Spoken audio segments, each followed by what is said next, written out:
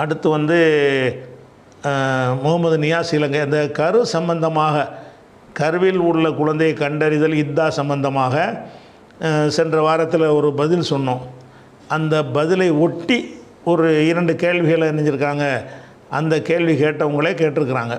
என்ன கேட்குறாங்கன்னா, கருவில் உள்ள குழந்தையை கண்டறிவதற்குத்தான் இத்தா என்றால் நவீன காலத்தில் இது தேவையில்லையே, டிஎன்ஏ பரிசோதனையின் மூலம் குழந்தையை கண்டறியலாமே என்று நான் கேட்ட கேள்வி ஒன்றுக்கு அன்று பதில் சொன்னீர்கள்.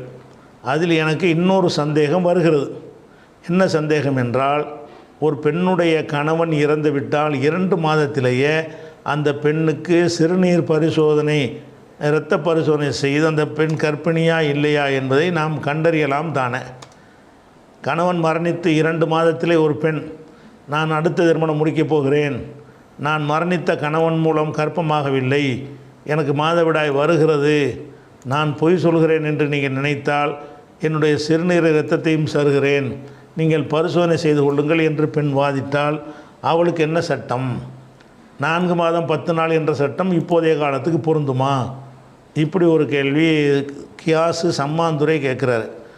அதே மாதிரி அதே கேள்வி கேட்ட இன்னொரு சகோதரர் கேட்குறாரு, கடந்த வாரம் இத்தா பற்றி கேட்கப்பட்ட கேள்வியில் டிஎன்ஏ பற்றி பேசப்பட்டது. ஆனால் அதற்கு பதிலாக ஸ்கேன் செய்து குழந்தை இல்லை என்று அறிந்து கொண்டால் இத்தா தேவையா, அல்லது நோய் காரணமாக கருப்பை அகற்றப்பட்ட பெண்ணுக்கு இத்தா கடமையா என்பதை விளக்கவும். அதாவது ஒரு நோயினால் கர்ப்பப்பையை எடுத்துக்கிட்டாங்க, கர்ப்பப்பையை இல்லாட்டி என்னத்துக்கு பிள்ளைக்கு பேன்று இருக்கா? இல்லை. இப்படிங்கிற ஒரு 2 வகையில் கேள்வி கேட்குறாங்க. என்ன கேட்குறாங்கன்னு கேட்டால், குழந்தை இருப்பதை கண்டறிவதற்குத்தான் இதான்னு சொன்னீங்கன்னா, இப்போ ஒரு பெண்ணுக்கு மாதவிடாய் வர்றதை வச்சே குழந்தை மாதவிடாய் நின்றுச்சுன்னு சொன்னால் குழந்தை இருக்கிறத கண்டுபிடிக்க முடியும். அதில் இரத்த சோதனை யூரின் சோதனை மூலமாக அதை உறுதி செய்ய முடியும். இந்த மாதிரி கண்டுபிடிப்புகள் இருக்கும் பொழுது எண்ணத்துக்காக வேண்டி கணவன் இறந்த உடனே முதல்ல 1 மாதத்துல சோதனை பண்ணி அவள் வயிற்றில் ஒன்றுமே இல்லைன்னு தெரிஞ்சுட்டு அப்போ ஏன் கல்யாணம் பண்ணக்கூடாது? அப்போவும் 4 மாதம் 10 நாள் தேவைதானா அப்படிங்கிறது ஒரு கேள்வியாக கேட்குறாங்க. அதே மாதிரி கர்ப்பப்பையை எடுத்துட்டோம்னா என்னத்துக்கு? இந்த கர்ப்பப்பையில் கர்ப்பப்பை இருந்தால் தானே குழந்தை உண்டாக முடியும். கர்ப்பப்பையவே ஒரு கட்டி இருக்குது, கேன்சர் இருக்குன்னு ஏதாவது ஒரு காரணத்தினால எடுத்துட்டாங்கன்னு வைங்க, எடுத்த பெண்ணுக்கு குழந்தை உண்டாகுமா? எடுத்த நிலையில் புருஷன் மூத்த போயிட்டான்னு சொன்னால் இவன் என்னத்துக்காக வேண்டி இதாக இருக்கணும் அப்படிங்கிறது ஒரு கேள்வி கேட்குறாங்க. இதில் இத்தாவை பொறுத்த வரைக்கும் குழந்தை உருவாவதை கண்டறிகிறது ஒரு காரணமாக இருந்தாலும் அது மட்டுமே காரணம்னு சொல்ல, அது ஒரு காரணம். அது அல்லாத பல காரணங்கள் இருப்பதைத்தான் நம்ம குர்ஆன் ஹதீஸிலிருந்து பார்க்கும் பொழுது நமக்கு அறிய முடிகிறது. உதாரணத்துக்கு சொல்வதாக இருந்தால், சில பெண்கள் மாதவிடாய் அற்று போயிடுவாங்க. மாதவிடாய் அற்று போகிறதுன்னு சொன்னால் ஒரு 50-60 வயசில் அந்த பெண்களுக்கு ஒருத்தருடைய உடல் கூறு சம்பந்தமாக அது வேறுபடும். ஒரு 50-60 வயசுக்கு பிறகு என்ன ஆகுதுன்னு கேட்டால் அந்த முட்டைகள் உருவாகாது, அவங்களுக்கு மென்சஸ் வராது. இவங்களுக்கு மென்சஸ் வராதுன்னு சொல்லும் பொழுது குழந்தை உருவாகுது தானே. மாதவிடாய் வராதுன்னா சினை முட்டை உருவாகாட்டி மாதவிடாய் வராது. அப்போ மாதவிடாய் வரலன்னா முட்டைகள் அந்த கர்ப்பப்பையில் முட்டைகள் உற்பத்தி ஆகிறதுக்கு சான்ஸ் இல்லை. அப்போ குழந்தை பெற வழி இல்லை. இவர்களுக்கு அல்லாஹ் இத்தாவை சொல்கிறானா இல்லையா? அப்போ குழந்தை தான் காரணம்னா இவங்க மாதவிடாய் அத்து போன எப்படி வருது குர்ஆன்லண்டா 65வது அத்தியாயம் 4வது வசனத்தில் வருகிறது, வல்லாயி எயிஸ்ன மினல் மஹீலி, யார் மாதவிடாயிலிருந்து நான் அற்று போய்விட்டார்களோ, அற்று போவதுன்னா என்னது? அந்த வயசை கடந்துடுறது, மாதவிடாய் வருகிற வயசை கடந்து விட்டார்களோ அப்படிப்பட்டவர்களாக இருந்தால் இனீரு தபுத்தும் இத்தத்து ஹுன்ன தலாசத்து அசுகிறேன், அவங்களுடைய இதா 3 மாதம்னு நல்லா சொல்கிறோம். இவங்களுக்கே இதா, இவங்க தான் அது இதா பிள்ளைய பிள்ளைய இருக்கிற கண்டறிகிறது தான் இதான்னு சொன்னால் அது ஒரு காரணம்தான். அது இல்லாத இடத்துல அந்த இதா வலியுறுத்துறான்ல, அது தேவைன்னு அல்ல அது உண்டாக்கி வச்சுருக்கிறான். அதனால தான் என்ன செய்யலாம், ஒல்லாயி லம் யஹில்ன, அதாவது மாதவிடாயை வராமல் இருக்கிறாங்க. சில ஆளுக்கு சில பெண்கள் பருவ வயசு அடைஞ்ச பிறகு மென்சஸே வராது, அப்படி சில நோய் உள்ளவங்க இருக்கிறாங்க. அப்படியான பெண்களாகவே இருக்கிறாங்க. எந்த டெஸ்ட் பண்ணாலும் இவங்களுக்கு மென்சஸ் வராதுன்னு சொன்னால் அவங்களுக்கு அந்த முட்டை உருவாகலைன்னு அர்த்தம். கர்ப்பப்பையில் அந்த முட்டைகள் உருவாகலை. முட்டை உருவாகாமல் இருக்கும்போது என்ன செய்வாங்கன்னு கேட்டால் அவங்க எல்லா பெண்ணையும் போலவே தெரிவாங்க, அவங்களுக்கு மென்சஸ் வராது. அப்போ மாதவிடாயே வராது என்கிற நிலையில் உள்ளவர்களும் வந்து அற்று போனவர்களுமாக இருந்தால் வைத்தத்து உன்ன சலாசத்து அசுகுரின், அவங்களுடைய இதுதான் 3 மாதம். இது வந்து அந்த இதுக்கு சொல்கிறான், அந்த மௌத்துக்கு இல்லை தலாக்குக்கு. ஆனால் ரெண்டும் ஒரே கணக்கு தான், அந்த இல்லாமல் குழந்தை விஷயத்துக்கு உள்ளது தான். அப்போ வந்து உலாத்துல் அஹ்மாலி கர்ப்பிணிகளாக இருப்பார்களே ஆனால் ஐயலான அஜலகுன்ன ஐயலான ஹம்லகுன்ன, அவங்க பிள்ளையை பெற்றெடுக்கிறாங்கல்ல அதுதான் அவங்களுடைய காலக்கெடு அப்படின்னு நல்லா சொல்கிறோம் 65 நாளில். இந்த வசனத்தை நம்ம சிந்தித்து பார்க்கும் பொழுது பிள்ளை இல்லை என்கிற ஒரு நிலையிலையும் இதான் வலியுறுத்துறான்ல. பிள்ளை இல்லை தான், இல்லைன்றாலும் நீங்கள் 3 மாதம் என்ன செய்யணும், மாதவிடாயே வராது தான், அற்று போயாச்சு. அப்போ 1000 ரூபாய் கிளவி 95 வயசு கிளவின்லாம் கேட்குறோம்ல, 95 வயசு 80 90 வயசு கிளவி ஆகிட்டா, இவன் என்னத்துக்கு புருஷன் இறந்து போயிட்டான், இவன் என்னத்துக்கு இதாக கேள்வி கேட்டிங்கன்னு சொன்னால் அதுக்கு தான் எல்லாம் என்ன செய்கிறான்னு கேட்டால் அவங்களுக்கு தான் வேணுங்கிறான். அவங்க தான் தள்ளாத வயசுக்கு வந்தாங்களா, அது தேவையில்லைன்னு எல்லாம் சொல்லலை. அவங்களும் வேறு கல்யாணம் பண்ணுறதா இருந்தால், வேறு கல்யாணம் பண்ண நினச்சா தானே இந்த பஞ்சாயத்து வரேன். வேறு கல்யாணம் பண்ணுறதுக்கு பேர் தானே இதாங்கிறது. வேறு கல்யாணம் பண்ணுற பஞ்சாயத்து இல்லாட்டி இதாங்கிற பஞ்சாயத்து இல்லை. அப்போ அந்த இதை வச்சு பார்க்கும் பொழுது கருவறையில் இருக்கிறது மட்டும்தான் ஒரு காரணம், அது மட்டும் காரணமாக இருந்தால் இது தேவையில்லைன்னு இருக்கணும். மாதவிடாய் வராதுன்ற ஆன பிறகு எப்படி குழந்தை உருவாகும், மாதவிடாய் வந்து எல்லாம் முடிஞ்சு போன பிறகு எப்படி உண்டாகும் என்று கேட்டால் உண்டாகாது தான். இருந்தாலும் சட்டம் வந்து ஒரு பொதுவான ஒரு சட்டம் போட்டோம்னு சொன்னால் அந்த ஓட்டைக்குள்ளே புகுந்து சில ஆளுக்கு வெளியே வந்துடுவாங்க.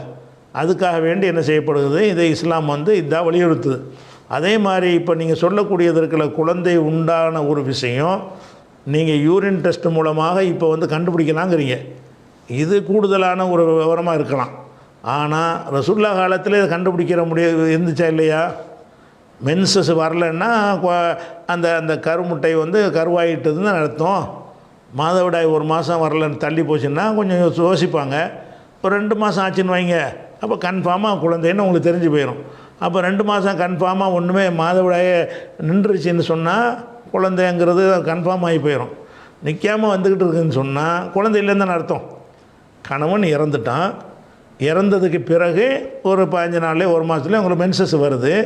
அது எதை காட்டுது, குழந்தை இல்லை. குழந்தை இருந்தால் அப்படி மென்சஸ் வரேன், குழந்தை இல்லைன்னு காட்டுது. அந்த காலத்திலேயே, இந்த நவீன விஞ்ஞானத்து காலத்தில் இல்லை, ரசுல்லா காலத்திலேயே இது இருந்துச்சுல.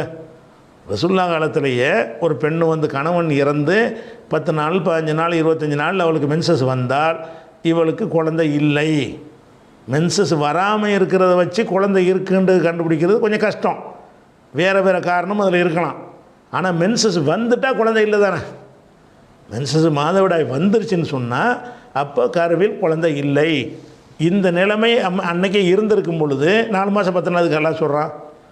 அதை ஒரு சர்த்தாக சொல்லியிருக்கலாம்ல.